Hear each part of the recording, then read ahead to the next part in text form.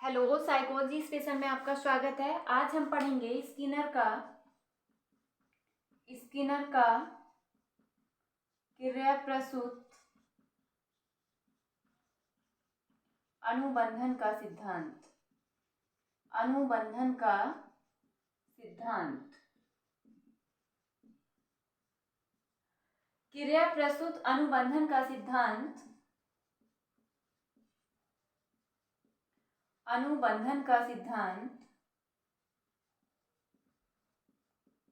सिद्धांत का पूरा नाम है बीएफ स्किनर, ब्यूहर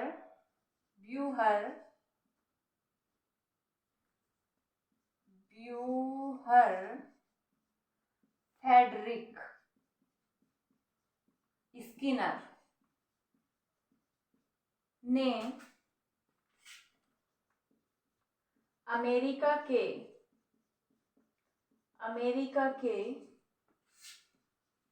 हार्वर्ड विश्वविद्यालय में दिया था। विश्वविद्यालय में 1938 को दिया था।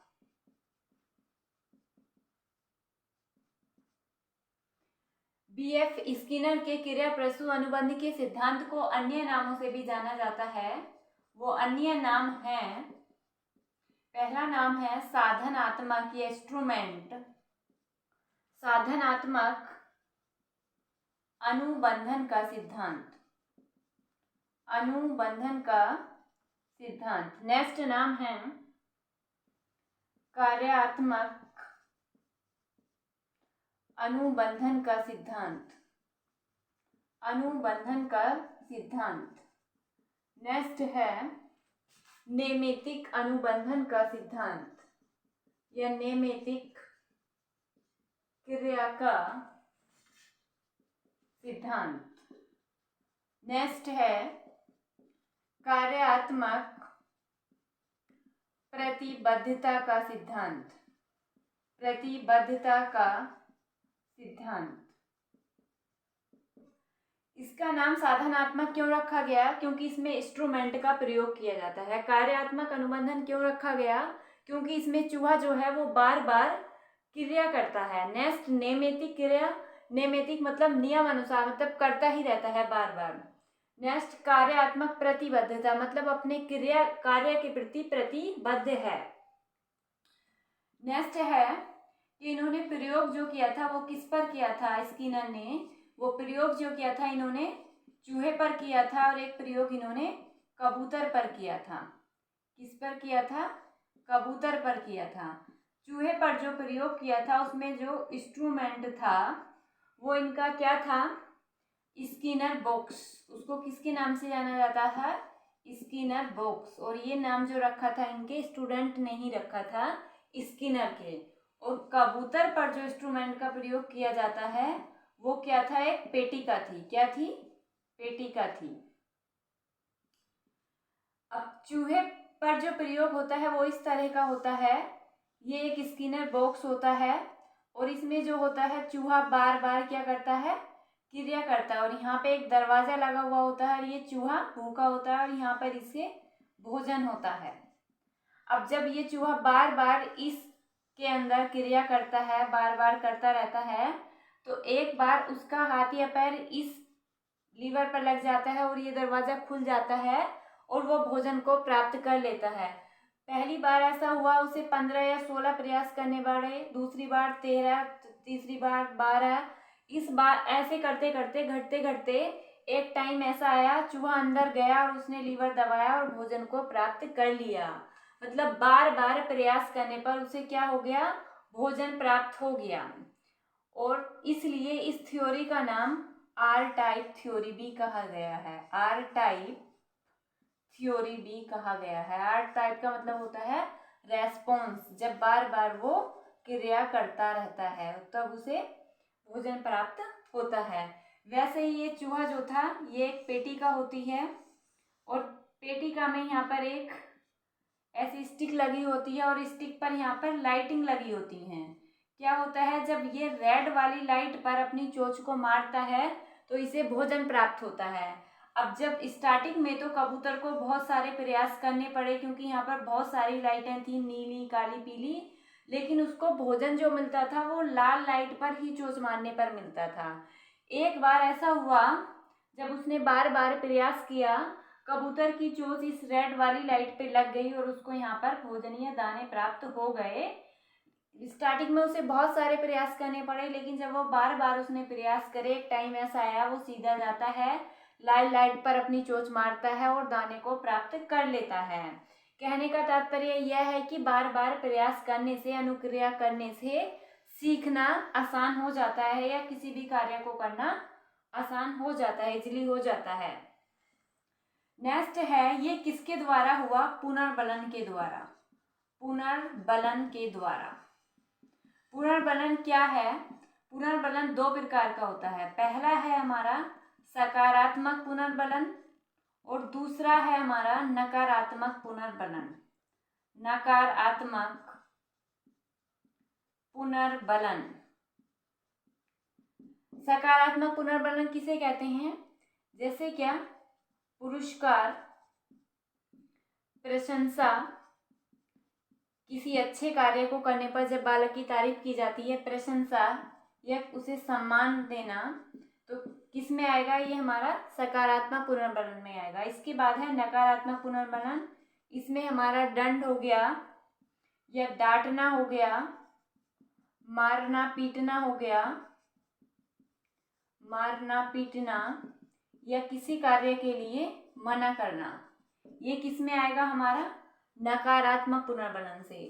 इस पर प्रभाव क्या पड़ता है सकारात्मक का और नकारात्मक का प्रभाव क्या पड़ता है? देखिए, सकारात्मक पुनर्बलन पर कार्य को बालक दोहराता है, कार्य को दोहराता है, और नकारात्मक में, ये तो हो गई सकारात्मक की बात, और नकारात्मक में कार्य में कमी आती है। नकारात्मक में कार्य में कमी आती है। अब ये सिद्धांत आपको क्यों पढ़ाया जा रहा है टीचर लेवल एग्जाम के लिए? ये आपको इसलिए पढ़ाया जा रहा है, इसका महत्व क्या है कि बालक अनुक्रिया के द्वारा सीखता है। पहला पॉइंट है, बालक अनुक्रिया के द्वारा सीखता है, अनुक्रिया के द्वारा सीखता है। नेक्स्ट है, बालक को तुरंत पुनर्बलन देना चाहिए, चाहे वो सकारात्मक हो या नकारात्मक, पुनर्बलन तुरंत देना चाहिए। नेक्स्ट है,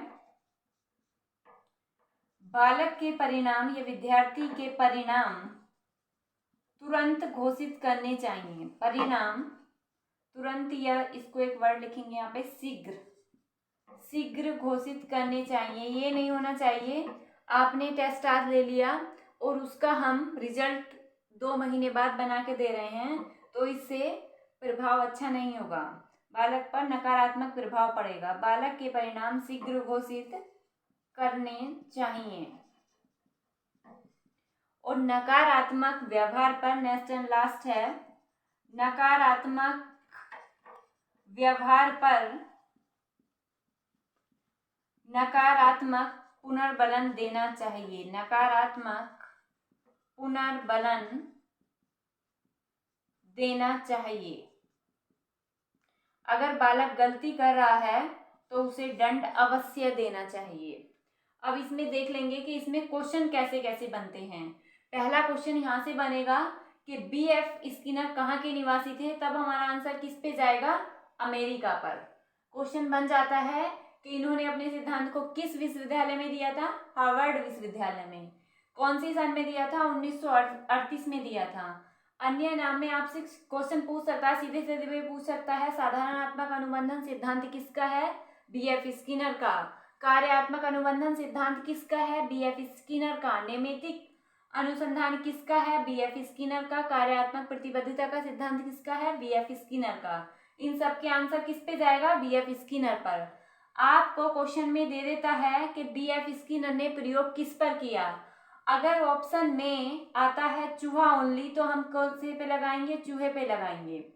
अगर आंसर में आपके क्वेश्चन आर सीट में चूहा भी दे रखा है पहले में ए में, और बी में आपको कबूतर दे रखा है, और सी में आपको दोनों दे रखा है, तो हमारा आंसर किस पे जाएगा, सी पे जाएगा। अगर आपको सी में कोई तीसरा नाम दे रखा है और डी में कोई चौथा नाम दे रखा है, तब हमारा आंसर हमेशा ए पे जाएगा। किस पे जाएगा, ए पे जाएगा। अगर सी में दोनों दे रखा है तो हमारा आंसर दोनों पर जाएगा। अगर उसमें 4 जानवर 4 तरह के दे रखे हैं तो हमारा आंसर चूहे पर जाएगा। नेक्स्ट आपसे पूछ सकता है कि चूहा जो था वो कैसे बॉक्स में था, तो स्किनर बॉक्स में था। कबूतर पर जो प्रयोग किया गया था वो इंस्ट्रूमेंट कैसा था, तो वो पेटी का था। अब आगे क्वेश्चन पूछ सकता है कि नकारात्मक पुनर्बनन क्या होते हैं, सकारात्मक क्या होते हैं और नकारात्मक क्या होते हैं, तो आपको ये पता होना चाहिए। नेक्स्ट है कि इसका प्रभाव क्या पड़ता है, तो सकारात्मक पुनर्बलन देने पर बालक क्या करता है, कार्य को दोहराता है, और नकारात्मक देने पर कार्य में कमी आती है। नेक्स्ट एंड लास्ट है कि बालक अनुक्रिया के द्वारा सीखता है। बालक को तुरंत पुनर्बलन देना चाहिए, ना कि देर से। ये नहीं कि हम बालक आज गलती कर रहा है और हम उस गलती की सजा 10 दिन बाद दे रहे हैं, ऐसा नहीं होना चाहिए। अगर उसने अच्छा किया है तो उसका पुरस्कार भी हमें उसी टाइम देना चाहिए। ये नहीं कि हम उसे 1 महीना बाद फिर पुरस्कृत कर रहे हैं। बालक के परिणाम को शीघ्र घोषित करना चाहिए। नेक्स्ट एंड लास्ट है नकारात्मक व्यवहार पर नकारात्मक पुनर्बलन देना चाहिए। ये आपका टॉपिक वेरी वेरी इंपॉर्टेंट है, आपका टीचर लेवल का कोई सा भी एग्जाम हो। आज के लिए इतना ही, नेक्स्ट वीडियो में मिलते हैं। Thank you.